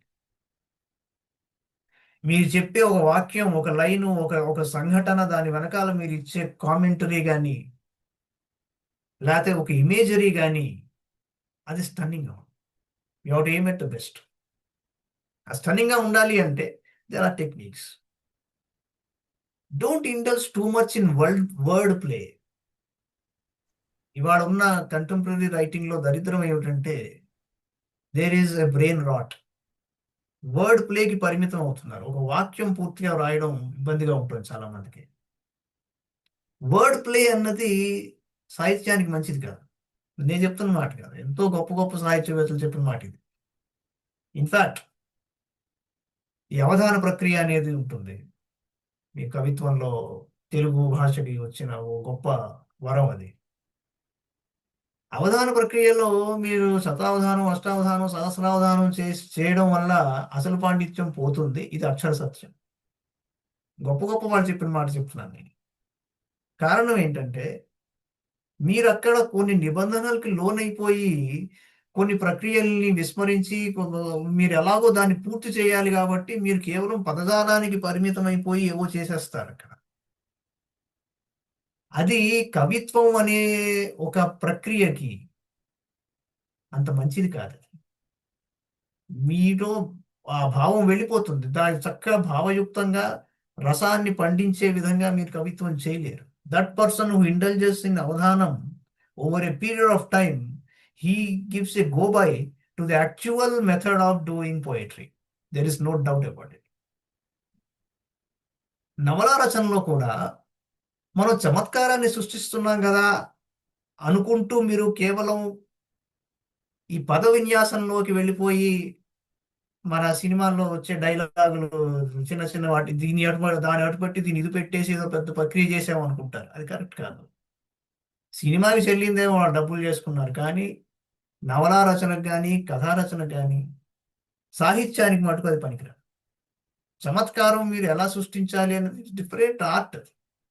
మీరు ఒక క్రియేషన్ చూపించాలి అందులో, ఒక situation from day to day life. అందులోంచి ఒక మర్మం ఉంటుంది, ఒక పదజాలం, అందులో ఒక క్యారెక్టర్ని ఎంచుకొని చూపించాలి. కానీ don't go for word play, మంచిది కాదు. నవల లో వాడుతున్న భాష క్యారెక్టర్కి తగ్గట్టు ఇన్సిడెంట్కి తగ్గట్టు ఉండడం చాలా మంచిది. మీరు కామెడీ రాస్తున్నారు అనుకోండి, don't go for flimsy comedy. Comedy అన్నది ప్రతి వ్యక్తి జీవితంలో ఉంటుంది, దైనందిన జీవితంలో ఉంటుంది. అది వల్గారిటీ వైపు వెళ్ళకూడదు. కామెడీ కోసం ఎవడు బ్రతకడు, వాడి జీవితంలో కామెడీ జరిగిపోతూ ఉంటుంది. ఆ జరిగిపోతున్న కామెడీని మీరు చక్కని ఇతివృత్తంలో బంధించి అక్కడ మీరు వివరించారనుకోండి, అది కామెడీ డెఫినెట్గా వస్తుంది. Comedy should be incident based. ఇప్పుడు I tell you some difference. Like for example, PG Wodehouse చదివిన వాళ్ళు, he establishes sheer comedy only by conversation. Jeeves Bertie బుట్స్ మాట్లాడుతూనే ఉంటారు, కథ అయిపోతూ ఉంటుంది, కామెడీ వచ్చేస్తూ ఉంటుంది. అండ్ ఆ ఎగ్జాగరేషన్ ఎంత లెవెల్లో ఉంటుందంటే ఎక్కడా కూడా అనవసరమైన మాటలు ఉండవు. వర్బోజ్ ఎక్కడా లేదండి. పీజీ బోర్డౌస్ వాడే లాంగ్వేజ్లో ఎక్కడా కూడా అన్నెసరీ వర్డ్స్ ఉండవు, కానీ మొత్తం డైలాగులే ఉంటాయి. మధ్యలో అక్కడక్కడ చిన్న డిస్క్రిప్షన్ ఇస్తాడంటే అది కూడా కామెడీ కోసమే. సో వర్బోజు, వర్డ్ ప్లే, ప్రొఫండిటీని మీరు బ్యాక్ డ్రాప్ లోకి తీసుకెళ్ళాలి. ప్రొఫౌండ్గా ఉండొచ్చు, కానీ keep it in the background. But verbose, word play అన్నవి they are no good for novels. Especially ఇవాళ ఉన్న పరిస్థితుల్లో రీడర్స్కి అది అంత ఇదిగా ఉండదు కూడా. సో బేసిక్గా మీరు డ్రామా కంటెంట్ని, పిచ్చింగ్ని మైండ్లో పెట్టుకుని మీరు ఓపెన్ చేయాలి. And you have to be your own editor after you write your novel. గురించి ఇందులో నేను నా గులాబీ పువ్వు పెట్టిస్తే చాలు. చివుకుల శ్రీలక్ష్మి గారు, మీరు మ్యూట్ చేసుకోవాలి. సో ఇదేమవుతుందంటే అవధానంలో అప్రస్తుత ప్రసంగం లాగా ఒకటి టక్కని వస్తుంది. Anyway, what is important is నరేషన్లో అంతా అయిపోయిన తర్వాత మీరు ఒక బ్యూటిఫుల్ స్ట్రక్చర్ రాసిన తర్వాత you have to be your own editor. నేను ఎక్కువ రాశానా తక్కువ రాశానా అన్నది కాదు. నేను రీడర్స్ ఓరియంటేషన్లో ఎక్కడన్నా డీవియేట్ అయ్యానా, లేక అనవసరమైనవి ఏమైనా చెప్పానా అన్నది మీరు గుర్తించి దాన్ని లాస్ట్లో బ్రాకెట్స్లో పెట్టి you can consult another person and then edit it. రెండవది, మనసుకి హత్తుకునే డైలాగ్స్ రాయడం కోసం మీరు కొన్ని ఎక్స్ట్రాగా రాసి ఉండొచ్చు. ఒక సిచ్యువేషన్ని బాగా వాళ్ళ గుండెల లోపలికి గుణపాలతో తోసేయాలనే ప్రయత్నం చేస్తారు కొంతమంది. That's not correct. మీరు you can leave the subject there. For example, Goa film ఫెస్టివల్లో ఒకసారి ఒక పోలాండ్ అమ్మాయి అడిగింది, మీ సినిమాల్లో పాటల చిత్రీకరణ ఉంటుంది, ఆ పాటలు, ఆ వర్డ్స్ మాకు అర్థం కావట్లేదు, ఎలాగా, how to read it, how to appreciate that. Genuine question. ఎందుకంటే మనకున్న గొప్ప కళ ఏమిటంటే పాట, లిరిక్, మ్యూజిక్, దాని presentation and treatment on screen. మన ఇండియన్ మూవీస్ కున్న గ్రేట్ టెక్నిక్. అందుకని ఏంటంటే నేను అప్పుడు అన్నాను, అది కొద్దిగా లాంగ్వేజ్లోకి వెళ్ళి మీరు నేర్చుకుని చూడాల్సి ఉంటుందండి, అదర్వైజ్ ఇట్ ఈస్ డిఫికల్ట్.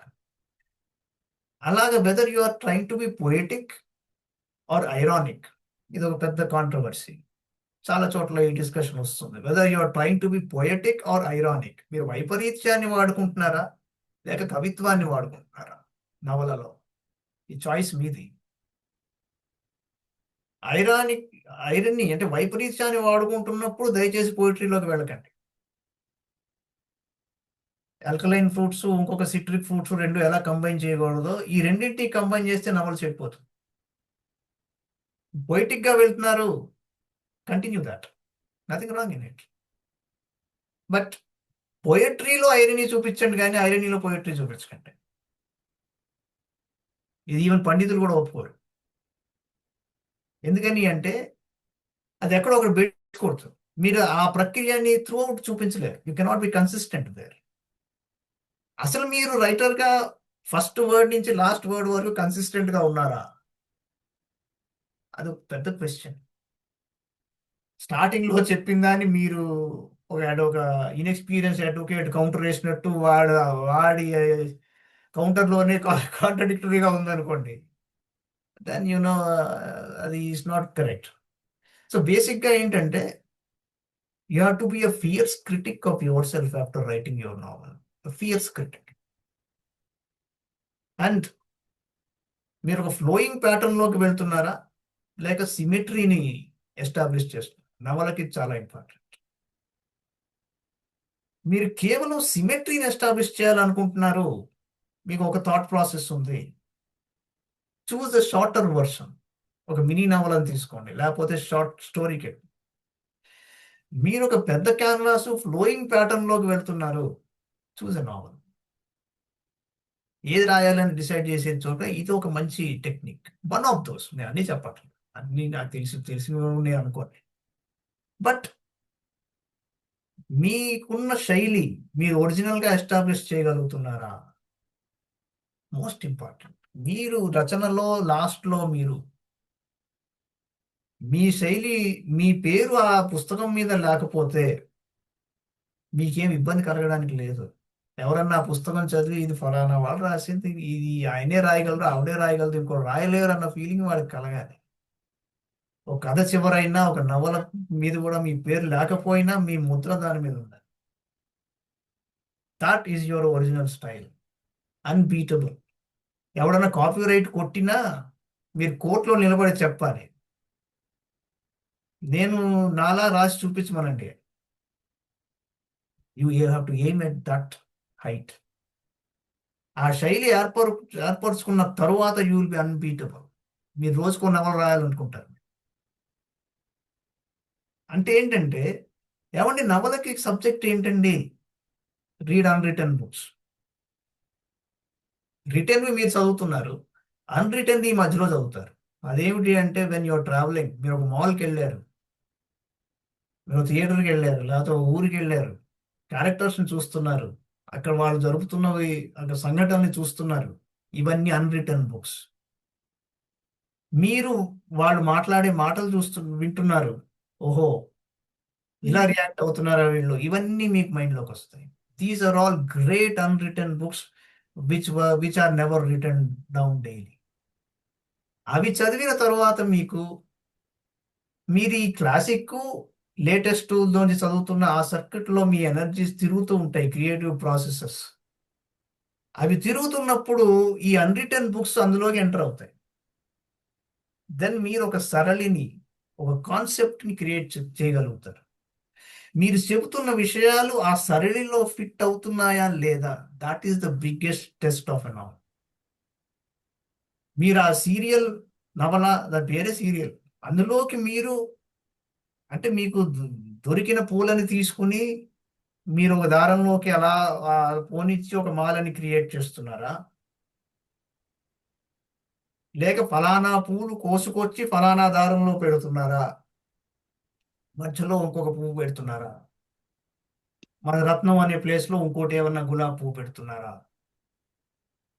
మీరు ఒక కెమెరాని పెట్టుకుని అలా ఒక ట్రైపాడ్ మీద వదిలేసి ఎక్కడికైనా వెళ్ళినప్పుడు దీని ముందర వచ్చే వాళ్ళందరినీ, లేకపోతే జరిగేవన్నీ, ఒక పిట్ట వచ్చినా, ఒక మనిషి వచ్చినా, ఒక అమ్మాయి వెళ్ళినా, అవన్నీ క్యాప్చర్ చేయాలని కెమెరాని స్టాండ్ స్టిల్గా పెట్టారా, లేక ఈ కెమెరాని అన్ని చోట్లకి తీసుకువెళ్ళి కావాల్సింది క్యాప్చర్ చేసుకుని మీరు తర్వాత రికార్డింగ్ చేస్తున్నారు? The choice is yours. Your style depends on that. అంటే ఏంటంటే, ఒక ఫ్లోయింగ్ ప్యాటర్న్, ఒక సరళిని మీరు కాన్సెప్చువలైజ్ ఎలా చేయగలుగుతున్నారు? కనిపిస్తున్న unwritten books, incidents, dialogues or behavioural patterns of characters around you, అవన్నీ మీకు కలిగిన ఆలోచనలోకి ఒక సరళిలోకి ఎలా ఫామ్ అవుతున్నాయి అన్న క్వశ్చన్ మీరు వేసుకోవాలి అంటే ఫస్ట్ వాటిని చదవాలి. ఒక ప్యాటర్న్ మైండ్లోకి వచ్చేసింది. ఇక వింత విషయం చెప్తాను నేను నీకు. సపోజింగ్ ఒక ప్యాటర్న్ వచ్చేసింది, ఒక కాన్సెప్ట్ మైండ్లోకి, మీరు ఆ మైండ్లో ఉంచేశారు దాన్ని, ఎక్కడో నోట్ చేసుకున్నారు, మైండ్లో పెట్టుకున్నారు, కానీ ఏం రాయటం లేదు. ఆశ్చర్యం ఏంటంటే if you're a good writer, మీరు ఎన్కౌంటర్ అయ్యే ప్రతి సిచ్యువేషన్, ప్రతి వ్యక్తి, ప్రతి క్యారెక్టర్, ప్రతి సౌండ్, ప్రతి దృశ్యంలో మీకు ఆ కాన్సెప్ట్ కనిపిస్తుంది. వాటన్నింటినీ ఆ కాన్సెప్ట్లోకి మీరు తీసుకోగలుగుతారు. It is possible.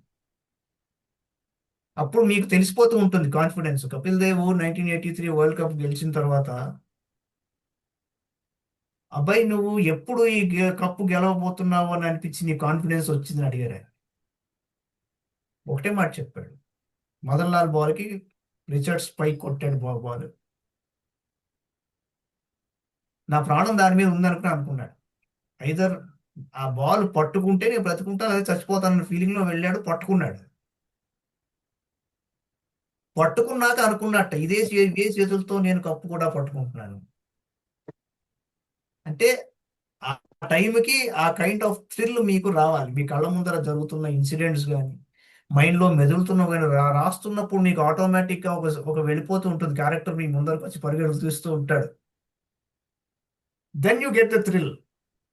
ఎస్, నేను ఇక్కడ రాయబోతున్నది ఒక అద్భుతం కాబోతోంది. That is the quality of a good novel. I will take some questions before I close. ఇదండి శ్రీపతి శర్మ నవల రచన గురించి టూకీగా చెప్పి, నిజానికి ఆయన ఇంకా చెప్పిన ఒక ప్రతిపాదనలు చెప్పారు, వాటి గురించి ఇంకా వివరణలు చాలా ఉన్నాయి. సో ఇంత మటుకు మీరు విన్నారు శ్రీపతి శర్మ చెప్పింది. దానిలో మీకు ఏమైనా సందేహాలున్నా, ఇంకేమైనా అడగాలనుకున్నా అడగచ్చు. నమస్కారం.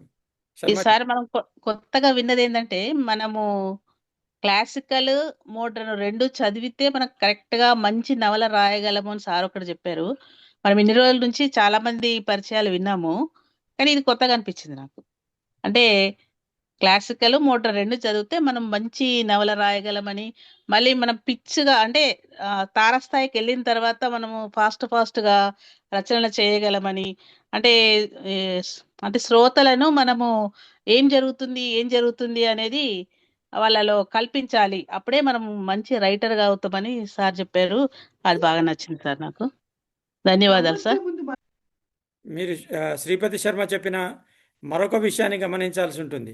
క్యాన్వాస్ సైజ్ గురించి చెప్పారు. మ్మ్.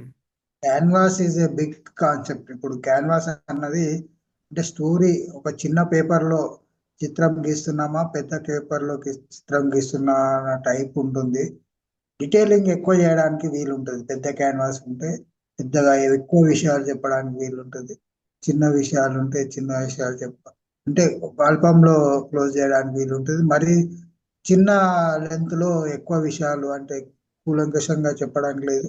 ఇవాళే నేను ఒక నవల్ చదవడం ప్రారంభించిన నిన్న నుంచి. ఓ క్యారెక్టర్ వైజ్ ఇంట్రొడక్షన్ స్టార్ట్ చేశాడు. ఒక్కో చాప్టర్ కు ఒక్క ఈవెంట్ కే ఒక 10 పేజీలు రాసుకుంటా వచ్చాడు ఆయన. జనరల్ గా చెప్తుంటే ఒక ఈవెంటే చెప్పేయచ్చు. ఈ బుక్ కూడా చిన్నది, అందరికి తెలిసిందే ఇంకా, ద డే విన్స్ కోడ్. ఇది చదవడం ప్రారంభించిన, ఎందుకంటే చాలా రోజుల తర్వాత, నెల సంవత్సరాలు అయింది నేను బుక్ పట్టి ఇప్పుడు ప్రారంభించిన. భాష కొంచెం కఠినమే, ఎందుకంటే అందులో ఫ్రెంచ్ వర్డ్స్, ఇటాలియన్ వర్డ్స్ అన్ని రకరకాలు ఏవో ఉన్నాయి. అవన్నీ మనకు చదవడానికి రావు. వాళ్ళ లాంగ్వేజ్ కూడా మనకు కొన్ని వర్డ్స్ మనకు అర్థం కావు, డిక్షనరీ పట్టుకోవాల్సి వస్తుంది, అయినా త్రూ వెళ్ళిపోతుంది. కానీ ఆయన ఇంట్రడక్షన్ చేసేటప్పుడే క్యారెక్టర్స్ వన్ బై వన్ పెట్టుకుంటూ పోయాడు. ఒక ప్యారలల్ గా హీరో వస్తున్నాడు, ప్యారలల్ గా విలన్ స్టోరీ, రెండు ప్యారలల్ గా నడుపుతున్నాడు. ఒక చాప్టర్ అది, ఒక చాప్టర్ ఇది. బాగానే అనిపించింది. అంటే ఇలా ఉంటేమో మరి నవలకారులు రాసేటప్పుడు చెప్టర్ నరేషన్ అన్నది ప్యారలల్ గా ఆ పక్క నుంచి ఈ పక్క నుంచి 2 sides 3 sides స్టోరీ టెల్లింగ్, అంటే ఒకటే పాత్రని పట్టుకొని పోకుండా డిఫరెంట్ పాత్రలను తీసుకొని లాస్ట్ కు ఒక దగ్గర కాన్ఫ్లుయెన్స్ అయ్యి ఒక సంగమం లాగా ఏర్పడి అక్కడ క్లైమాక్స్ పార్ట్ ఏర్పడుతుందని అనుకుంటున్నాం. అంతేనా? అంతే అంతే. శర్మాజీ, ఇంతకు మీరు ఇంకెవరన్నా ఉన్నారా? నేను ఉన్నానండి. సార్ నమస్తే అండి, నా పేరు పల్లవి. ఒకసారి ఇద్దరు మాట్లాడుతున్నట్టున్నారు. కాబట్టి పల్లవి గారు కనపడటం లేదు, కాబట్టి లలితా చండి గారు మీరు అడగండి. కనపడిన వాళ్ళకి ఫస్ట్ ప్రిఫరెన్స్. నమస్తే అండి. చాలా బాగా ఉంది ఈరోజు శ్రీపతి శర్మ గారి ప్రసంగం. చాలా కొత్త విషయాలు, కొత్త విధానంలో, కొత్త కోణంలో ఆవిష్కరించారు వారు నవల రాయడం గురించి. ముందుగా అభినందనలు. తర్వాత మీరు ఒక చిన్న ఇందులో చెప్పిన వాటిలో నేను నోట్ చేస్తుంది, ఏదైనా నవల చదువుతున్నప్పుడు చదువుతున్నారా లేక అధ్యయనం చేస్తున్నారా అని అన్నారు. అది రచయితలకు చాలా ముఖ్యమైన పాయింట్ అని అనిపించింది. ఎందుకంటే రచన కొనసాగించే వాళ్ళకి, పాఠకులుగా ఉన్న వాళ్ళకంటే కూడా రచయితలు రచన చేయాలి అనుకున్న వాళ్ళకి మాత్రం ఇది ఈ కోణంలో చదవాలి అనే భావన నా మనసులో పడిందండి. దానికి ధన్యవాదాలు మొదటిది. తర్వాత మీరు శైలి గురించి కేంద్రీకరించాలి, మీ శైలి మీ ముద్ర ఉండాలి అని అన్నారు. శైలిని ఎలా డెవలప్ చేసుకోవాలి అనేది నాకు చిన్న సందేహం కలిగింది.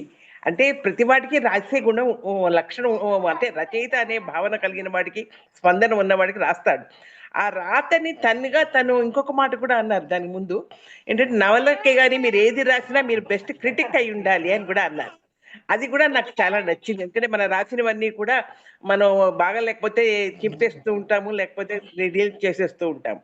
ఇక్కడ శైలిని ఎలా డెవలప్ చేసుకోవాలనే దానిలో కొంచెం కన్ఫ్యూజన్ ఉంది నాకు. దాన్ని మీరు చెప్తే బాగుంటుంది అని అనిపించింది. మీరు అన్మ్యూట్ చేసుకోవాలి శర్మ గారు. చాలా యాప్ట్ క్వశ్చన్ అడిగారు, సందర్భోచితంగా అడిగారు. శైలిని డెవలప్ చేయడం అంటే, ఫర్ ఎగ్జాంపుల్, బ్యాడ్మింటన్ ఆడే ప్లేయర్కి కేవలం టెక్నికల్గా ఆడితే వాడు రాణించడు. లాన్ టెన్నిస్ అయినా, క్రికెట్ అయినా, ఏ గేమ్ అయినా. బ్యాక్ హ్యాండ్తో బ్యాడ్మింటన్ ఆడేవాడికి బ్యాక్ హ్యాండ్ అన్నది స్ట్రాంగ్ పాయింట్. ఒక స్టైలే నేర్పుతాడు కోచ్. స్టార్టింగ్ నుంచి ఒక స్టైల్ని గమనించే చెప్తాడు. సచిన్ తెండూల్కర్లో మార్క్ చేసింది అచ్రేకర్ అదే. మీరు దాంట్లో రాణిస్తున్నారా, మామూలుగా ఆడుతున్నారా, are you professional or not? చిన్న ఎగ్జాంపుల్ చెప్తాను. క్రికెట్లో there is a batsmen by name Joe Root, who is a clear professional from England. అతను ఆడే ఆటకి వేరే వాళ్ళ ఆడే ఆటలు తేడా ఏంట్రా అంటే, అతను వాడి ఆటని ఎప్పుడు విస్మరించి ఆడాడు. వాడు బ్రహ్మాండమైన ప్రొఫెషనల్గా ఆడతాడు. నా మొహమ్మద్ అలీ బాక్సింగ్ చేసేటప్పుడు he had a great technique of avoiding the other fellow's jibe. అంటే ఒక్క ఫ్రాక్షన్ ఆఫ్ ఎ సెకండ్లో వెనక్కి తగ్గి వాడిని వేస్ట్ చేసేసే టెక్నిక్ అతను. దాన్ని స్పాట్ చేసింది ఆయన కోచ్, ఒక బ్రిటిషర్, క్యామ్దస్ కేసెస్ అతని పేరు యాక్చువల్లీ. ఎప్పుడైతే అతని ఈ స్టైల్ని ఇంకా బాగా పైకి తీసుకురావాలని కోచ్ డిసైడ్ అయ్యాడో, mark my words, coach Mohammed అలీలో ఇంత గొప్ప స్కిల్ ఉంది అని చెప్పేసి బ్రిటిషర్స్ వాడు కూడా మా పిల్లాడే అనేశారు. చాలా దారుణమైన మాట మాట్లాడారు. ఎప్పుడైతే ఒక ఫైట్లో మళ్ళీ ఒక బ్రిటిషర్ రింగ్లోకి దిగుతున్నాడో, ఈ కోచ్ చెప్పాడు, నీకు ఆ మాట నచ్చేసిందా ఏమి, అతనితో ఫైట్ చేయలేకపోతున్నావు అన్నాడు. Rest is history. Vivian Richards అంటే మీ పర్ఫార్మెన్స్ మీ స్టైల్ని బయటికి తీసుకొస్తుందా, మీ స్టైల్ మీ పర్ఫార్మెన్స్ని బయటికి తీసుకొస్తుంది.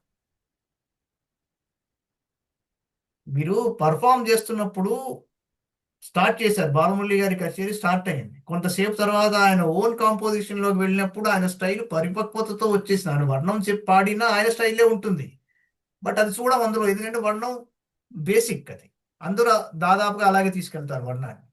బట్ వర్ణం నుంచి ఆయన స్టైల్, ఆయన వాయిస్ వినిపిస్తూనే ఆయన అథెంటిక్ దీంట్లోకి ఆయన ఓన్ ఇంటెలెక్ట్ అందులో బయటికి చల్లేస్తాడు. ఇక్కడ పర్ఫార్మెన్స్ అదురుతోందా, ఆయన స్టైల్ అదురుతోందా? రెండూను. మీరు అడిగారు శైలి ఎలా డెవలప్ చేయాలి అన్నది. మీరు ఒక సబ్జెక్ట్ని ఎస్టాబ్లిష్ చేస్తున్నారు, క్యారెక్టర్ని ఎస్టాబ్లిష్ చేస్తున్నారు. మీరు చదివిన క్లాసిక్స్ లేకపోతే లేటెస్ట్ రకరకాల మీకున్న అవగాహనని బట్టి, మీ క్రియేటివ్ థింకింగ్ని బట్టి, మీ ఒరిజినల్ స్టైల్లో మీరు ఒక విషయాన్ని ఎస్టాబ్లిష్ చేస్తున్నారు. మీరు ఎప్పుడైతే పిచ్చింగ్ దగ్గరికి వెళ్ళారో మీరు 100% మీరే కనిపిస్తారు అందులో. దీనికి మీరు పెద్ద కష్టపడక్కర్లేదు. మీకున్న మామూలు analytical skills, there are several processes. Patanjali yoga శాస్త్రంలో మార్క్ మై వర్డ్స్, ఇది చాలా చాలా యూస్ఫుల్ ఇది అందరికీ. డు నాట్ బ్రూడ్, థింక్ అంటాడు ఆయన. Do not brood, think. Do not think, feel. Do not feel, experience. Do not experience, be with it. Do not be with it, be it. దీంట్లో ఏంటి మర్మం? స్టార్టింగ్ లో ప్రతిసారి as use the expression do not. Do not అని చెప్పే బదులు do అని చెప్పొచ్చు కదా. కాదు. The human mind by default has this element of brooding. ఆ బ్రూడింగ్ దగ్గర నుంచి think, do not think, contemplate, do not contemplate, feel. అంటే ఏంటంటే these are the steps of the human mind, the way it works. Anybody's mind, creative అవ్వచ్చు, non creative. మీరు ఎప్పుడైతే contemplative stage నుంచి be with it అన్నది be it దగ్గరికి వెళ్తున్నారో మీ శైలి డెవలప్ అవుతుంది. మీరు సెంట్రల్ పార్టీ పిచ్చింగ్ దగ్గరికి వచ్చినప్పుడు when you are performing in that character and you are acting inside that incident, మీ శైలి ఆటోమేటిక్ గా బయటకు వస్తుంది. అది మీ శైలి అని మీరు గుర్తించండి. అంటే whether you are performing or not, మీ పర్ఫార్మెన్స్ అందులోకి వచ్చిందా లేదా అన్నది మీరు అన్వేషిస్తున్నారు అనుకోండి, ఆటోమేటిక్ గా మైండ్ దాని శైలిలోకి అది వెళ్ళిపోతుంది. A lot depends on analysis, thesis and synthesis. మీరు డేటా మైనింగ్ చేస్తారు. ఆ డేటా మైనింగ్ లోంచి ఏవైతే బీట్ అవుట్ చేసేస్తారో, వేటిని ఉంచుకుంటారో, అక్కడ ది క్రియేటివ్ ప్రాసెస్. మీరు చెప్పదలుచుకున్న దానికి ఇది అవసరమా లేదా, దట్ మే బి గ్రేట్, చాలా ఇంపార్టెంట్. బట్ మీరు చెప్పదలుచుకున్న దానికి అది రెలవెంటా కాదా, ఏ విధంగా దాన్ని తీసుకొచ్చి తర్వాత రెలవెంట్ చేయొచ్చు అన్నది మీ శైలి గుర్తిస్తుంది. ఎప్పుడు అన్నది టైమింగ్. పాకిజా సినిమాలో వాడు గుర్రం మీద వెళ్ళిపోతూ ఉంటాడు రాజ్ కుమార్. వెళ్ళేటప్పుడు ఇక్కడ అంటుంది ఆ అమ్మాయి, ఎవరు, మీనా కుమారి, రాత్ హోనేకే పెహ్లే జరూర్ వాపస్ ఆ జాయేగా, అంటే చీకటి పడే ముందర మీరు వచ్చేసేయండి. అలా రౌండ్ తిరిగి మళ్ళీ కిందకు వస్తాడు, మళ్ళీ కనిపిస్తాడు బాయ్ చెప్పేందుకోసం. సునియే అంటూ ఆగుతాడు. రాత్ హోనేకే పెహ్లే గ్యాప్ ఇస్తుంది, జరూర్ ఆ జాయేగా. Same line. ఏంటి డిఫరెన్స్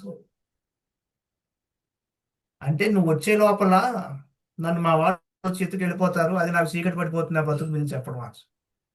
అది ఆల్రెడీ ఎస్టాబ్లిష్ అయి ఉంది మూవీలో.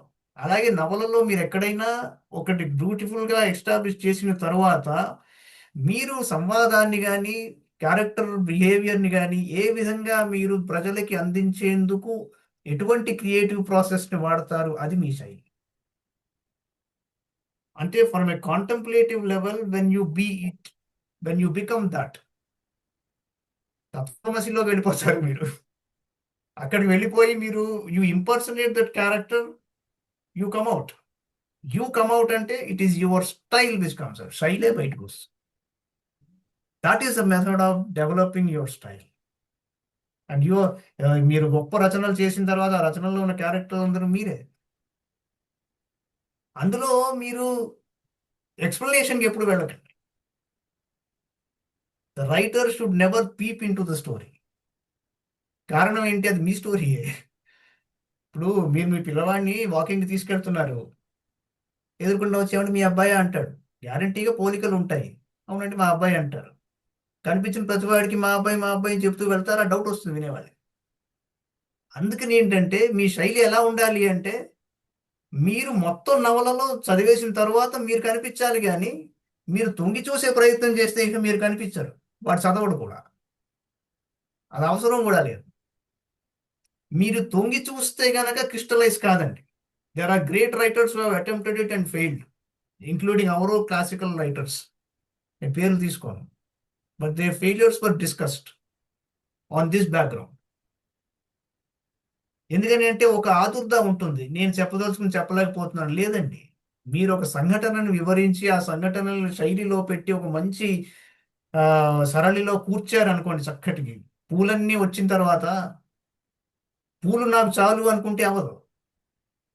If that were to be true, ఇన్ని బోకేలు తయారు చేసే వాళ్ళ బిజినెస్ అందరినీ బంద్ అయిపోతాయి.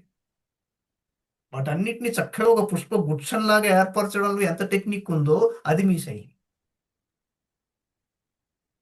పూలలో ఏముండదు, వాటిని సమకూర్చడంలో అంతం. మాలగా చేశారా, పుష్పగుచ్ఛంలా చేశారా, కేవలం ఒక పువ్వు స్వామివారి పాదాల దగ్గర పెట్టారా?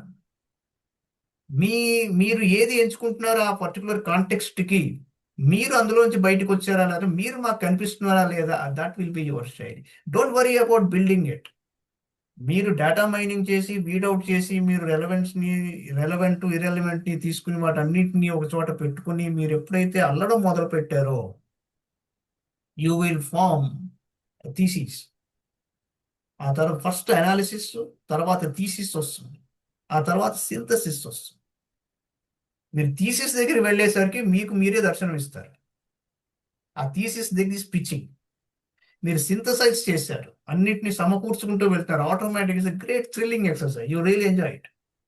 అక్కడి నుంచి సింథసైజ్ చేసుకుంటూ వెళ్ళిపోయారు కన్క్లూజన్లోకి వెళ్ళాక. ఆ పుష్పగుచ్చం అంతా వచ్చాక మీరు ఇలా చుట్టేసి దాని మీద చల్లగా చిన్న పర్ఫ్యూమ్ చల్లి వాటికి ఇచ్చేస్తారు. ఒక నవల రాశారు. ఆ పుష్పగుచ్చంలో పుష్పాలు కనిపిస్తున్నాయా, లేక సెంటు వాసన వస్తుందా, లేక మీరు చేసిన అల్లికలో ఆ డిజైన్లో మీరు కనిపిస్తున్నారా, అంతా మీరే కనిపిస్తారు. That is crystallised style. ఇంకా ఎవరైనా? ధన్యవాదాలు. చాలా మంచి పాయింట్ చెప్పారు. ధన్యవాదాలు. తర్వాత మురళీకృష్ణ గారు, ఒకటి నేను చిన్న మనవి ఏంటంటే నేను అడుగుతున్నాను, ఇప్పుడు ఎవరైతే మనకి వక్తలుగా వస్తున్నారో, ప్రసంగం చేస్తున్నారో, వారి ఫోన్ నెంబర్ కూడా మన గ్రూప్లో పెడితే బాగుంటుందేమో అని అనిపించింది.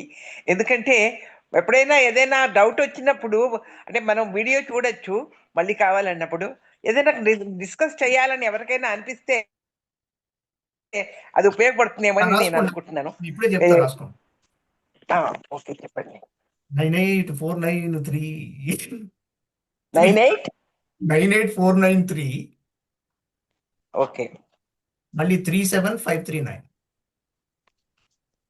98493 37539. అందరు రచయితలు శ్రీపతి శర్మలాగా తమ ఫోన్ నెంబర్ గ్రూప్లో పెట్టడానికి ఇష్టపడరు.